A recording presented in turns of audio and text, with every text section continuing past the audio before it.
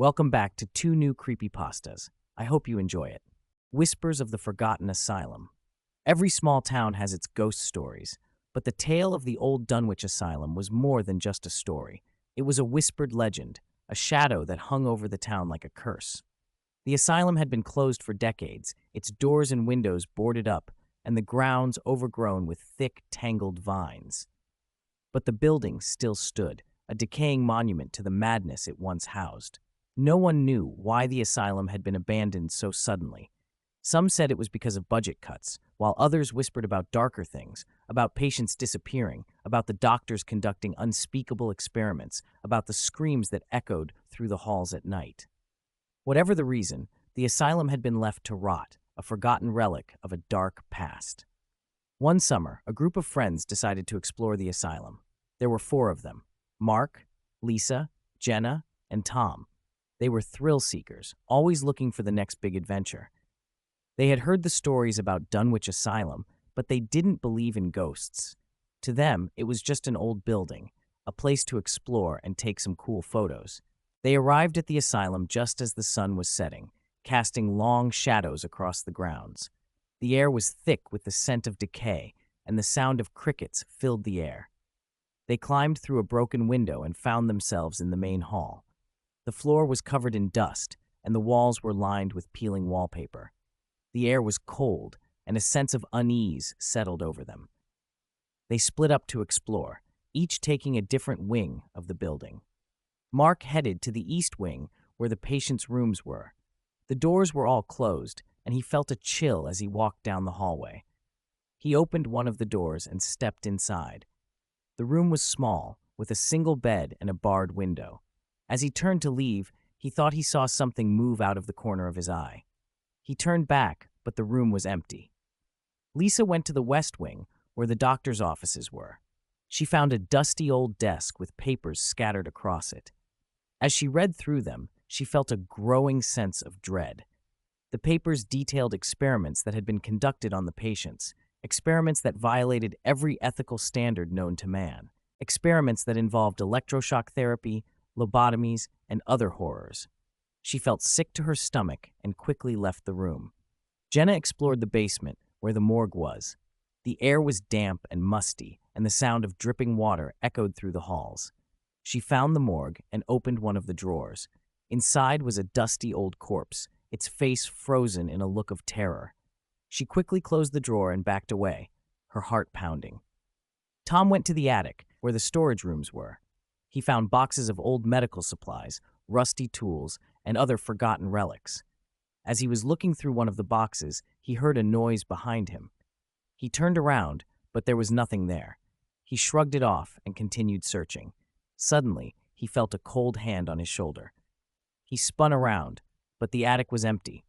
As the night wore on, the friends regrouped in the main hall. They shared their experiences, each more unsettling than the last. They decided it was time to leave, but as they made their way to the window they had entered through, they found it boarded up. The boards hadn't been there when they arrived. Panic set in as they realized they were trapped. They tried to find another way out, but every door and window was sealed tight. The air grew colder, and the sound of whispers filled the halls. The friends huddled together, their fear growing with each passing moment. Suddenly, the lights flickered and went out, plunging them into darkness. The whispers grew louder, and the sound of footsteps echoed through the halls. The friends clung to each other, their breaths coming in short, panicked gasps. Out of the darkness, figures began to appear. They were the patients of the asylum, their faces twisted in agony, their eyes empty and hollow. The friends screamed and tried to run, but the figures closed in, their cold hands grabbing at them. Mark felt a sharp pain in his head and collapsed to the floor. Lisa was dragged away, her screams echoing through the halls. Jenna tried to fight them off, but she was overwhelmed by the ghostly figures.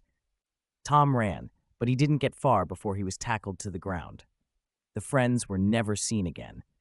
The townspeople searched the asylum, but they found no trace of them. The building was sealed off, and the stories of Dunwich Asylum became even darker. Some say you can still hear the screams of the friends if you listen closely at night. Others say the asylum is haunted by the spirits of the patients, forever trapped in their own personal hell. Whatever the truth, one thing is certain. Dunwich Asylum is a place of madness and terror, a place where the living and the dead coexist, a place that should never be disturbed. And if you ever find yourself near the old asylum, remember this: some doors should never be opened, and some places should remain forgotten. For the ghosts of Dunwich Asylum are always watching, waiting for their next victim to join them in the darkness. The Midnight Caller. It was a quiet, uneventful evening when Sarah first heard the phone ring. She glanced at the clock. It was midnight. She hesitated before answering, a chill running down her spine. "Hello," she answered, her voice shaky. Silence. Then a faint, raspy whisper, "Don't go to sleep." Sarah's heart pounded. "Who is this?" she demanded, but there was no response. The line went dead. She tried to shrug it off, convincing herself it was a prank. She went to bed, but sleep wouldn't come. Every creak of the house made her jump. The hours ticked by slowly, and just as she began to drift off, the phone rang again. This time, the voice was clearer, and it sent a shiver through her entire body. "I'm in the house." Panicking, Sarah bolted up and checked every room, but she found nothing. She called the police, who arrived quickly but found no signs of an intruder. They assured her it was likely a cruel prank and left. The next morning, exhausted, Sarah decided to stay awake until morning. She sat on her couch, gripping a kitchen knife, her eyes darting to every shadow. The phone rang again at 3 a.m. Trembling, she answered it. "I'm right behind you." Sarah spun around, but no one was there. She felt a cold breath on her neck and turned back to see a figure looming over her, its eyes empty and hollow. She screamed, but no sound came out. The next morning, the police found Sarah's body on the couch, the phone still clutched in her hand. Her face was frozen in a look of sheer terror. There were no signs of a struggle, no evidence of an intruder. The only clue was the phone records, which showed a series of calls to her number, all coming from an untraceable source. To this day, no one knows who or what called Sarah that night. But locals say if you listen carefully at midnight, you might hear a phone ringing in the distance, and a faint, whispering voice saying, "Don't go to sleep." And if you answer, you might just end up like Sarah, another victim of the Midnight Caller. Conclusion: thank you for watching. Have a good night of sleep, and stay safe. Please consider subscribing. It is completely free.